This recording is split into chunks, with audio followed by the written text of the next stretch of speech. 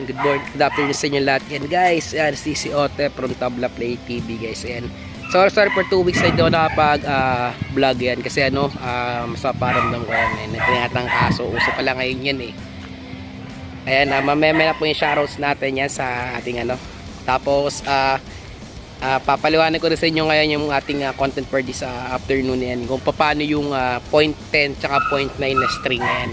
Mahalaga po yan sa isang sa atin yan mga natutubos sa gitarista yan kung saan tayo mas komportable yan. So mamaya paliwanag ko kung ano yung ginagamit ko string before at string ngayon yan.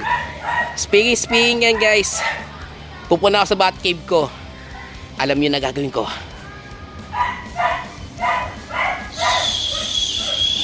Hindi ko pangarap yung pwersa.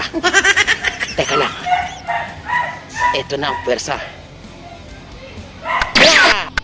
Oh, kita nyo, di ba? Nandito na ako sa sa bat cave ko, guys. Ayan. Ngayon i-discuss natin ngayon yan. Nandito tayo sa bat cave ko, yan. Ayan. So, di-discuss natin ngayon kung ano pinagkaiba ng point 10 tsaka point 9. So, let's go na, guys. Stay tuned na tayo. So, ayun, guys. Ayan, didemo natin ngayon yung pinagkaiba ng point 9 tsaka point 10. Ayan. So, meron ako dito dalawang video na nasa taas. Malipat. Ayan, isa dito at isa doon. Ayan, dito sa ayan, ayan. Mula sa left and right. Ayan. Yung isang nasa left ay 0.9. Ayan. Alam ko kumover ako diyan. Sana hindi tayo makapiright. Ayan. Tapos yung isa naman naka naman siya, naka 0.10 naman. Ayan. So, mamaya explain ko sa inyo kung ano pinagkaiba ng 0.10 sa 0.9. Pakinggan nyo lang muna yung simple video clip kami.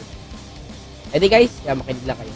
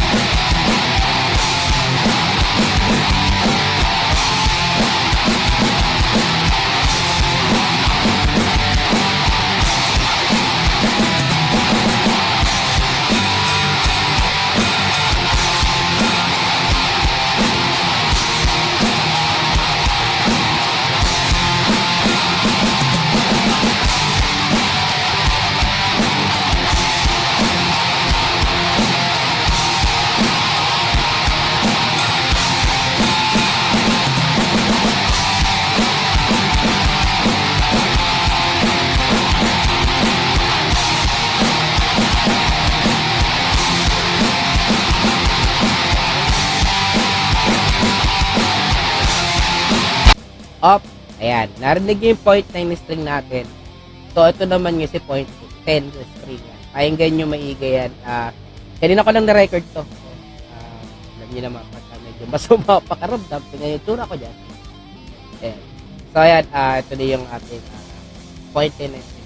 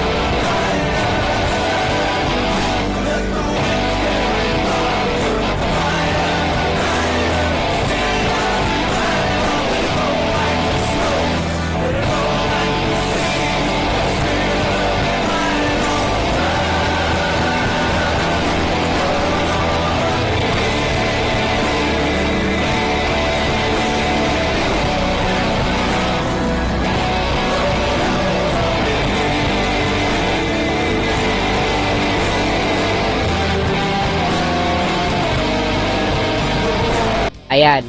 So kung napapansin nyo guys, sa point 10 at sa point 10 na narinig ninyo, yan. Ayon sa mga pinarinig ko yung dalawang video niyan, halos parehas naman doon yung tugtog. Halos parehas din naman yung tunog.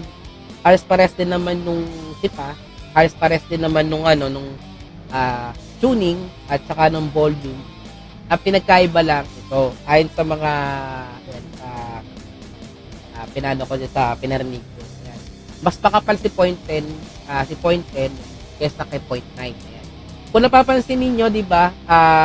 Sa point 9 kasi, oo, ramdam natin yung feeling. Ito for my opinion. Kaya sa dulo naman kasi, kayo din naman bahala pumili din naman ng string na gusto nyong gamitin. Ito naman for my personal opinion na to kasi ako yun na yung gumagamit niyan. So yan, ulit opinion ko ulit dito, ayan, para sa akin noong time na gumagamit ako ng 0.9 na string, okay naman siya, nakakapag-lead ako, ganyan. Pero yung alam niyo yung pakaramdam na hindi mo ramdam mo yung tunog pero yung alam mo yung sa tugtugan namin, parang alam niyo hindi para sa akin yung ramdam ko yung ramdam ko yung yung alam mo na yung mga pagano yung mga scale ramdam ko smooth din naman. Pero pag sa misa sa actual na tugtugan, parang alam niyo yung pakaramdam yung mas matalas. Parang natatalasan ako pagdating sa point 9. Tapos si point 10 kasi alam niyo yung yung gusto niyo mag-rock o mag-metal. Pwede naman mag-point 9 sa metal. Kaya lang opinion ko lang din.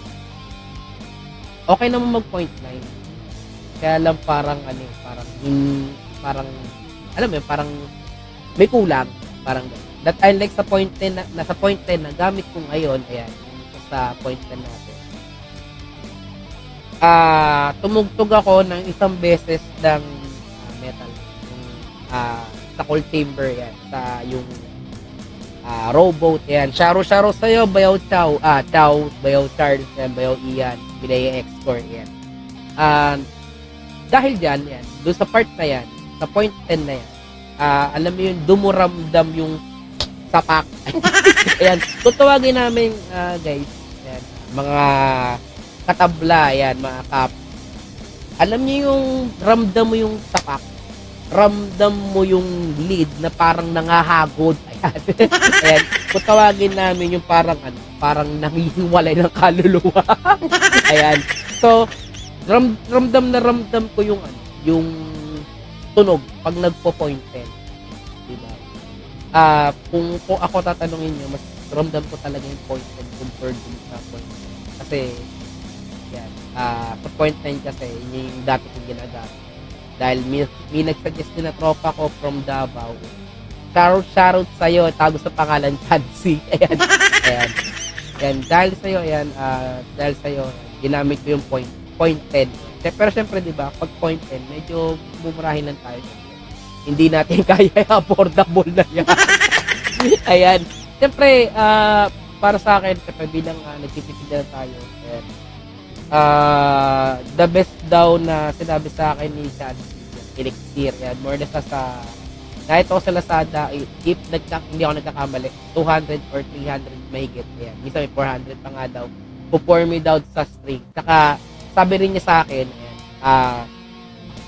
pinagbabasihan ng string, minsan pa nga may 0.11 daw ang pinagkakaiba ng kasi string kasi yung gauge doon ng gitara, yung pinaka fret.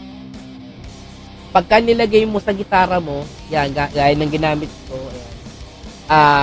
Pag yan nilagay mo sa 0.11, automatic, masisira yung neck ko or madidislocate. Yan, sabi niya kasi, madidislocate. Yan.